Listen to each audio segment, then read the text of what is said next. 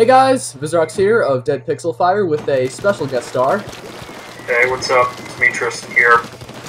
And today we have a very special thing to talk about.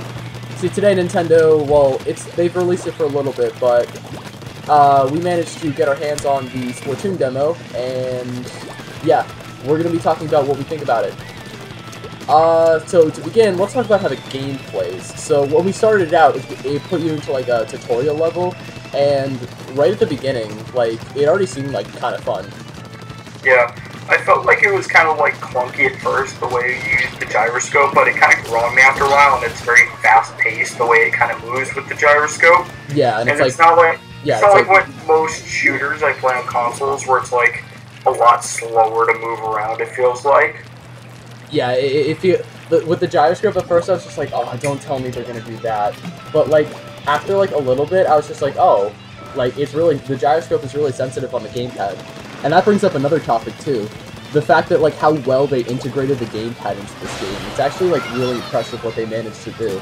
Yeah, like it's the only game that I actually would rather play with the gyroscope, because there is an option to turn it off in the demo, and I prefer it on, which is like something I never do.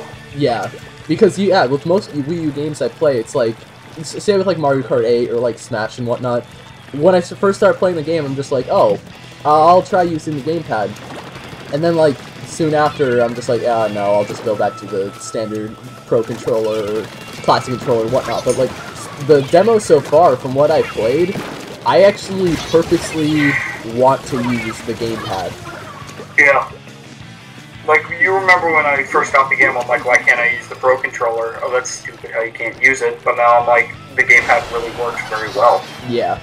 And it was pretty interesting, like, once you got into, like, the actual games, and, like, on the lobby, you saw you can, like, play, like, a little arcade game as you wait. That was, like, a genius there's this little, like, infinite jumper thing, similar to, like, something you find on iOS for free. And just a little thing you can do while you're waiting, which is really, really nice. Yeah, although one thing I did find problems with when it was trying to connect to, like, the games, I did get a lot of errors, and I know you did too.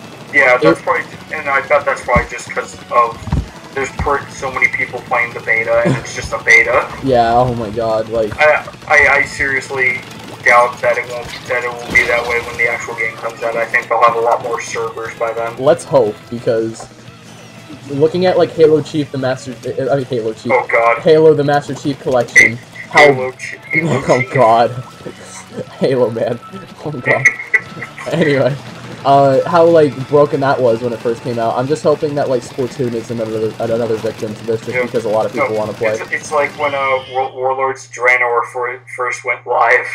Oh yeah, and there was like 2,000 people per server. Yeah, and people were just like, no, because people were like lagging out in quest areas, so people would there would like be like 2,000 people in front of Khadgar trying to start the Dark Portal quest. Yeah, oh and god. And you can't even click on him because so many people are just hovering over him. Mm-hmm. It's the funniest thing. Yeah. Okay, so I think I think once you got into the online portion of the game, though, what'd you think of that? Let's talk about the actual gameplay. Yeah, what'd you think of that? I felt like it was very, like, I'm used, whenever I play the only real shooter game I play now is TF2, so I'm kind of used to the whole class-based system, and except for one, I felt like they were all very balanced, and they all had their own purposes, and Ryan, you know exactly which class I'm talking about. We'll go on a side rant later on, it's just... Yeah. 3 out of 4 of the classes are really well balanced, and they are, I feel like two of them are kind of situational, and it really kind of depends on the map whether or not the character you choose is going to be good or not, which I feel like is a small problem. Yeah, and once you get into like the actual game, it seemed like it was like very fast-paced and interesting. Yeah, which I like, because like I said before, whenever I play a console shooter, it's usually a lot slower than like PC shooters. And like, it was really interesting because like, usually like when you play like online shooter, it's either like once you start playing, it's like you either die instantly or you're just sitting there like not doing anything. Yeah, like that's I used to play a lot of Halo Reach back into my MLG quickscoping days, And I did feel that way. I'd either just be like running around aimlessly the entire game and not even run into another enemy player, or I'd be like alive for 5 seconds, die, alive for 5 seconds, die, not really doing anything. This is really different. Like, I think I died like 3 or 4 times per game. Per game, which isn't that much actually. And I was constantly in the action, which is really well. And probably because of that, because you have a side thing to do, and that's getting your ink everywhere, and not just kill everyone. It's not like most shooters where it's like, you gotta focus on the enemy. It's kind of like the whole entire battle, the whole entire field is your enemy, and you gotta like conquer it, which is really well made. It keeps the game from getting stale while you're playing it. Yeah. So now that we got majority of the gameplay done, aside from the side rant that we'll have later on. Let's talk about the graphics. Yeah. What do you think of the graphics, Tristan?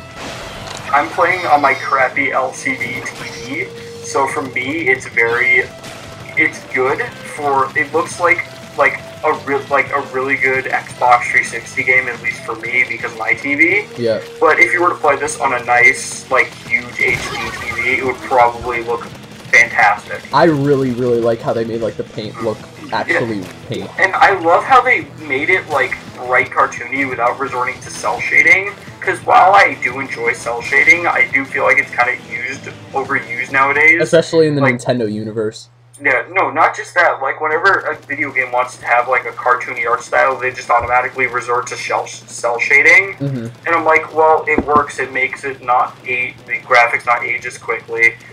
I do feel like it's kind of overused, and this works extremely well. It really does. It's just more detail. Yeah. I know this is going to sound like a really bad pun, but I know it sounds like we're gushing over the game right now. Yeah, but we do have some negatives. We do have some negatives, and we'll say that at the end. Yeah, we're just getting the positives first. Yeah. So... And it is a great game. Like, the reason we are kind of gushing over it is because there is stuff to gush about. Mm-hmm. Yeah, I do really like also the squid and character designs too, and like how like, you know, edgy they look, you could say. Am I allowed to say something that's not like PG-13? Yeah, go for it. Okay. When I heard that Nintendo's going to be making a game where it's about like ink and you play squids, I'm like, oh my god, what the hentai flood's coming in. Oh god. I can hear it. Oh god. Anyway. So, all in all, the graphics look good, while not like extremely impressive, not like, you know, 4K. It's no Mario Kart 8. Yeah, it's no Mario Kart 8. Which is still the best looking game on the console, in my opinion. Yeah, right. Like, in my opinion, it's been so far, other than like Bloodborne, it looks like the best looking 8th gen console game for me.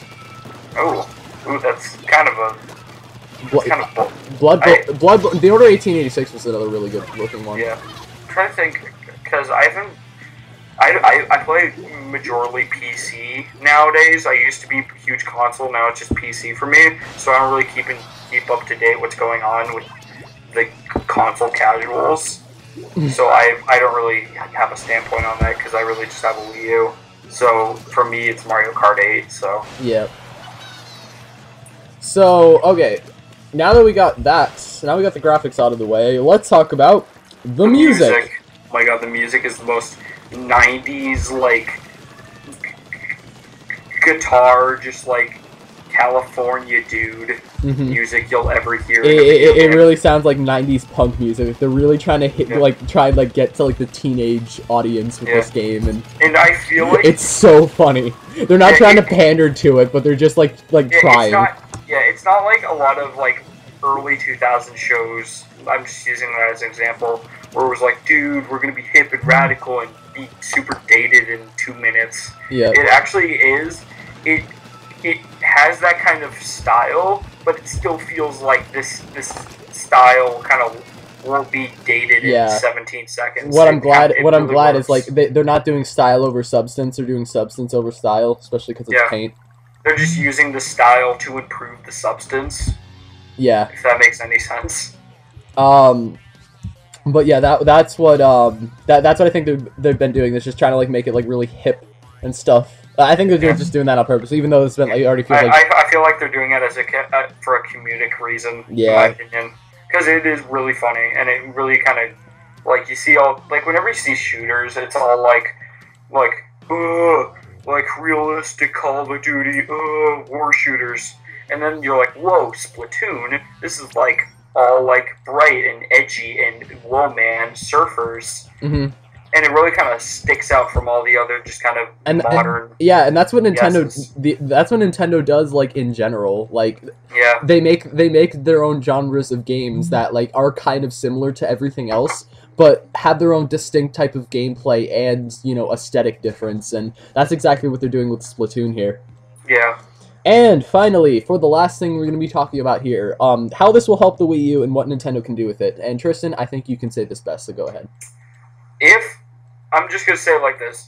If Nintendo plays their cards right, this could be the next huge Wii U game. I think so, too. We were talking about this earlier, and I was explaining it as...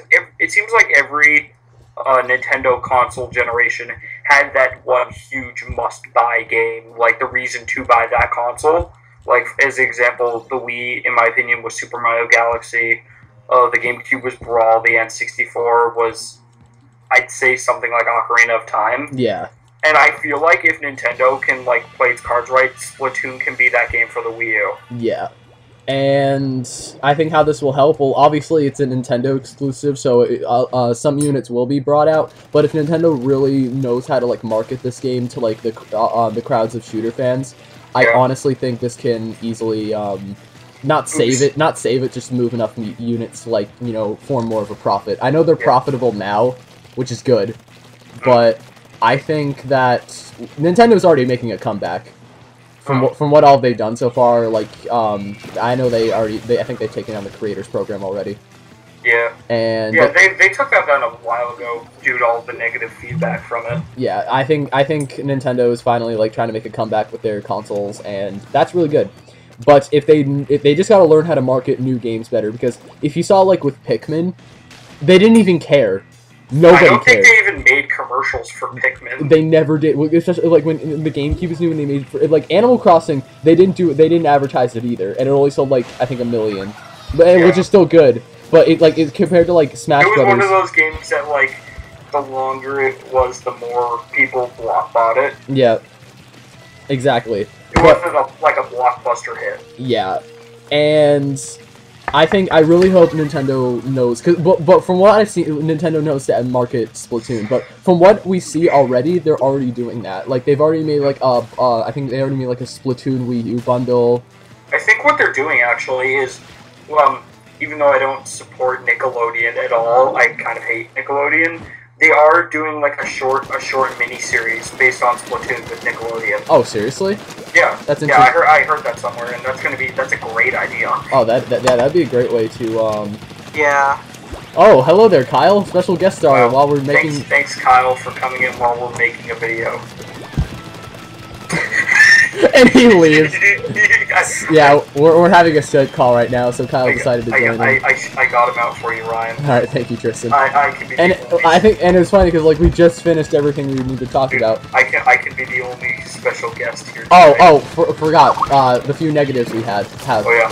So, the paint roller.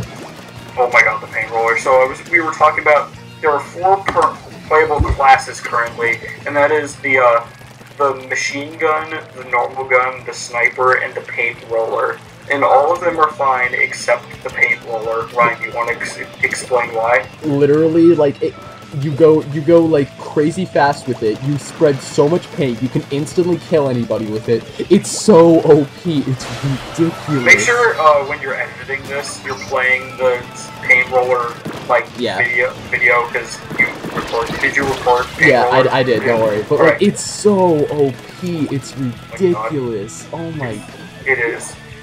Like, cause I'm like, Ryan was talking while we were playing, because we were playing different matches, like, dude, the paint roller's so overpowered. I'm like, really? Out of, like, they have 4 classes, I don't think they would make one that overpowered, and I tried it, and I'm like, oh my god, this is so broken. Yeah. So, That and the fact that we're hoping that Nintendo may kind of market this, I really can't think of any other negatives. Like, it's funny that the negative is like not what the game is, but what the game could be. Yeah. It's kind of like when you see like a baby child, because this is like the first really new Nintendo IP in a we've while. seen in a long time. Yep. So it's like, come on, Nintendo, don't fuck this up. Yeah, please, just don't. This is your chance. Don't fuck up. Yeah. So, yeah, I think that's pretty much all we really have to say for now. Thank you guys so much for watching.